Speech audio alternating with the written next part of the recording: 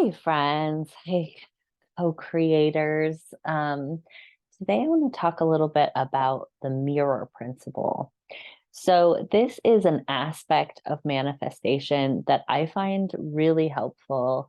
And I've gleaned this from both Kwasi Johir and Dolores Cannon. And uh, what I really appreciate about this is it takes the aspect of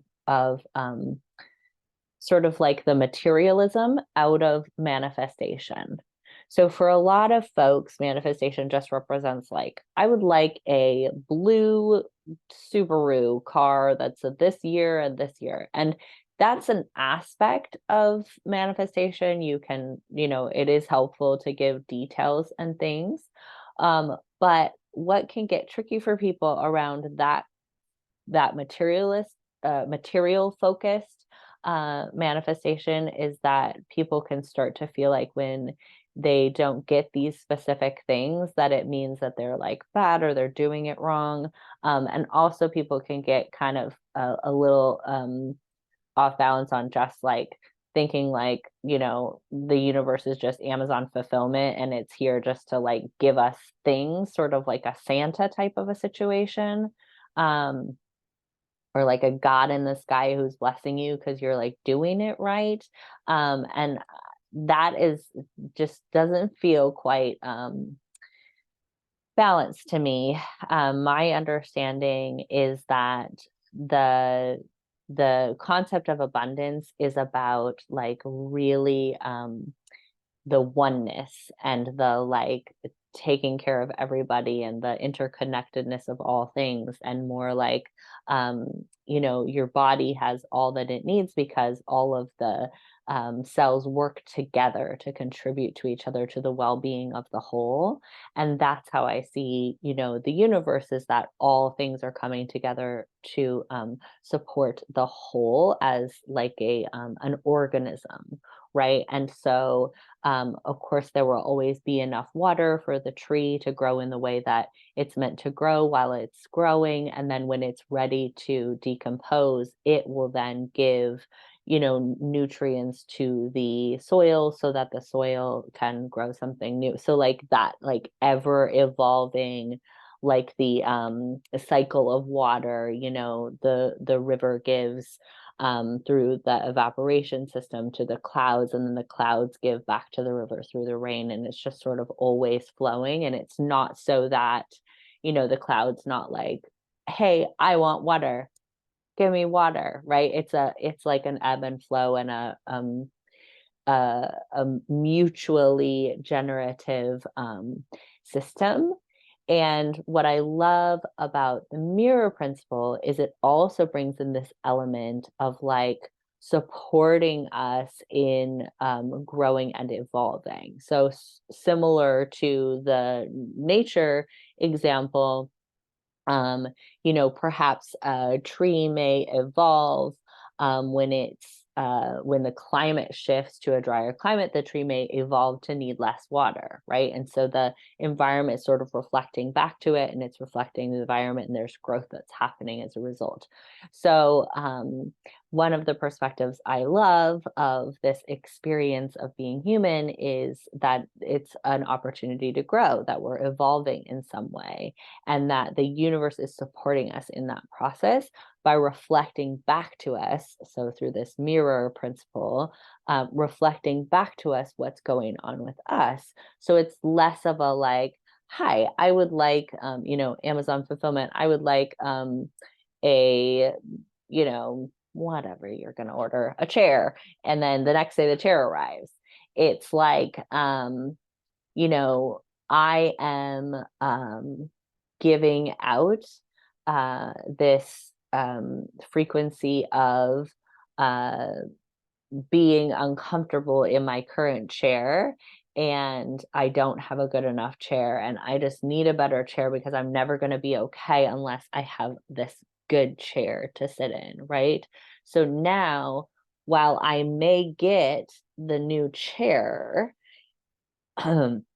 the chair is going to reflect back to me that dissatisfaction, that discomfort, that like I'm only that dependency or conditional experience of satisfaction.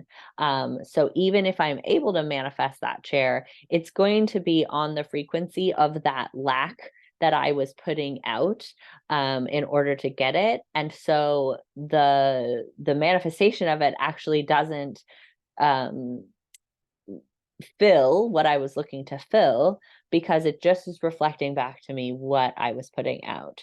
So sort of the alternative is if I'm reflecting out like I am so grateful that I'm able to find circumstances that support my growth. I may receive like what other people would think was like a bad thing, like a person who's gonna divorce me. And then through that, I get to learn like, wow, like even with when somebody says like, I don't want to be in your life anymore, I am able to be self-generative and like love myself and accept myself. And what a cool way to learn that, like what a convincing lesson that was. And so, even on the side of like, I get the chair that still makes me feel dissatisfied, that's still like a really cool lesson, because that means like the universe is not giving up on me, like the universe remembers where I still have some lack or some difficulty, and like so lovingly is going to give me that chair that's going to encourage me to continue feeling dissatisfied and uncomfortable, and maybe even more so than the first chair. It's like a worsely uncomfortable chair. And now I get to look at that again and be like, oof, like still the chair. And then maybe I get a little bit like more closer to the understanding of, oh, I think maybe it's not the chair. So the cool thing about the mirror principle is that it's going to always give you what it's going to just offer back to you where you're at, so that you get the opportunity to progress. And it makes me think about when I was playing sports a lot in high school, and my coach was like constantly picking on me.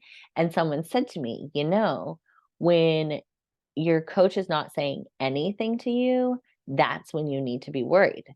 Because if they're not saying anything to you, then it means they've given up on you. They don't think you have any potential, and they're not going to waste their breath like telling you how to improve. But when your coach is like always talking to you, it means they think you're able to grow and shift into something. And so they're going to spend their time and energy supporting you in that. And they also know that you want that, so that you're open to it, you're coachable. And so they're going to like put their energy towards you. And so in a way, every time we get back something, a reflection back to us, whether it feels positive or negative, because I don't think either there's no positive or negative.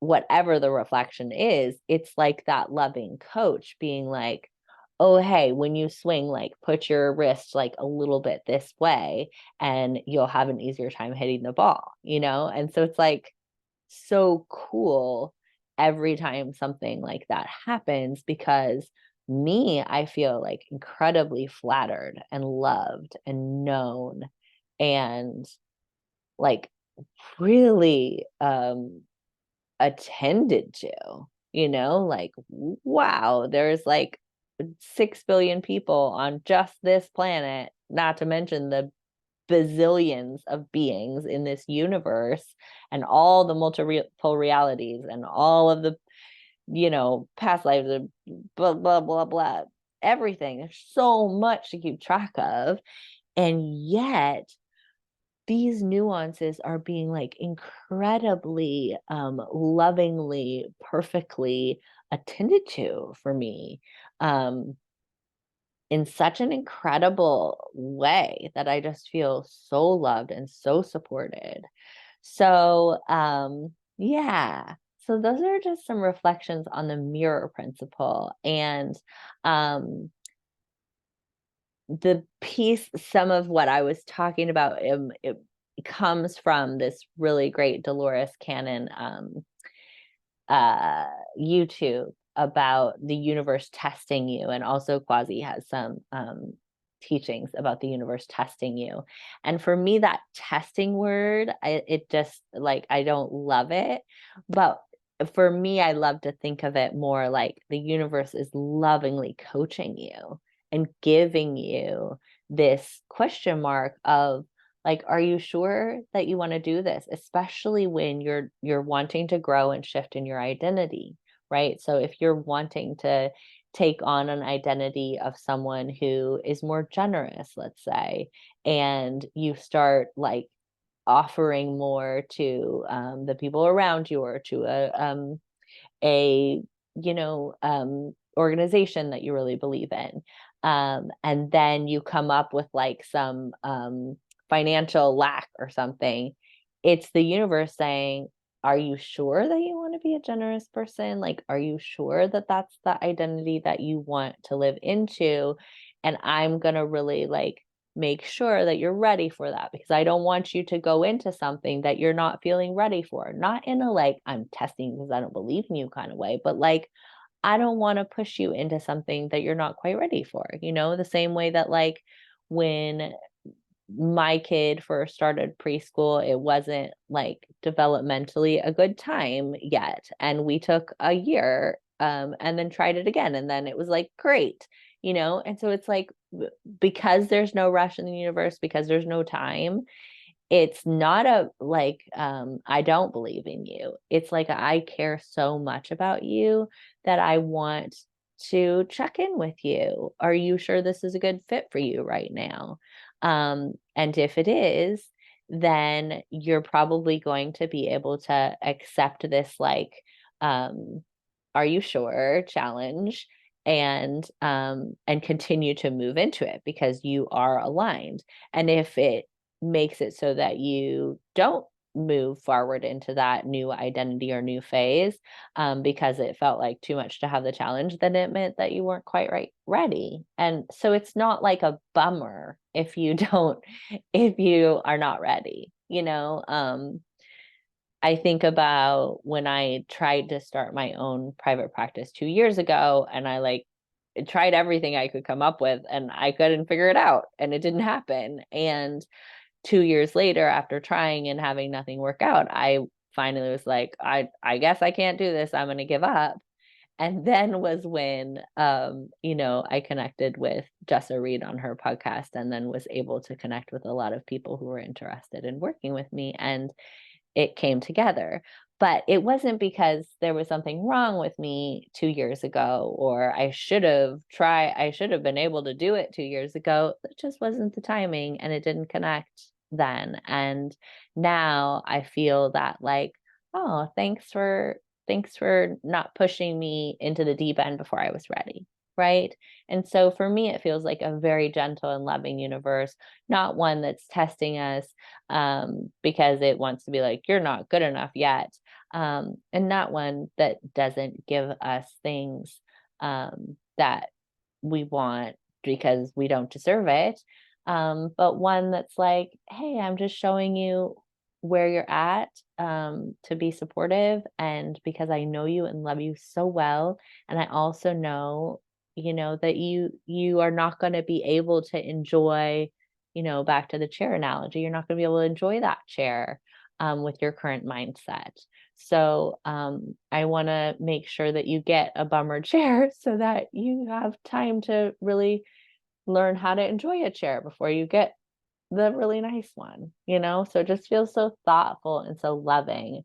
Um, but I will connect those two resources that I mentioned, the quasi mirror principle, and sort of, I think the way quasi puts it is like God is testing you, and then Dolores Cannon's the universe is testing you piece. So you can check that out in the description. And yeah, sending you so much love. Interested to hear what you all think about these things. Okay, bye.